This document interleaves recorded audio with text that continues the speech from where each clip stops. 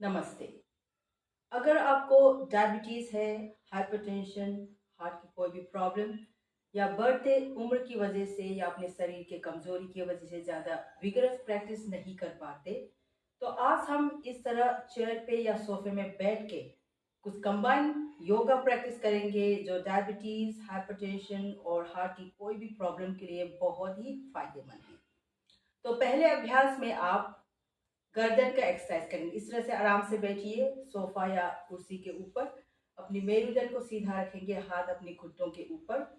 गर्दन के अभ्यास में पहला वेरिएशन अप एंड डाउन होगा। देखिए, श्वास लेते समय सिर को धीरे से पीछे की तरफ झुका के ऊपर देखिए। श्वास छोड़ते समय अपने सिर को धीरे से आगे की तरफ झुकाएंगे। हो सके तो अपनी ठुड्डी को छाती पे लगाने की कोशिश करेंगे। श्वास लेते समय धीरे से सिर को ऊपर पीछे की तरफ झुकाएं। श्वास छोड़ते समय धीरे से आगे की तरफ झुकाइए।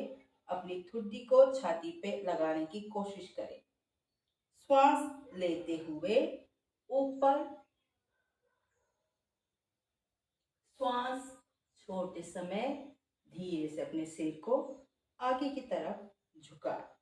इस तरह आप 3 से लेके 5 राउंड तक कर सकते हैं और 3 या 5 राउंड होने के बाद हो सके तो मेंटेन कीजिए। इस तरह ऊपर की तरफ झुकाएंगे, इस पे समान श्वास पे 5 या 10 सेकेंड रुकिए। 1 2 3 4 5। इस तरह आगे की तरफ अपने सिर को झुका के 5 या 10 सेकेंड रुकेंगे। 1 2 3 4 5। रिलैक्स। अगर किसी को सिर आगे झुकाने में तकलीफ है तो आप इस तरह से कर सकते हैं। श्वास लेते समय सिर को ऊपर पीछे की तरफ झुकाएंगे और श्वास को छोड़ते हुए जस्ट सेंटर तक आना है।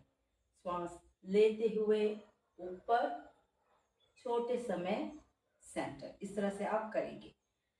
दूसरे प्रकार है सिर को दाएं बाएं यानी दोनों साइड में घुमाएंगे।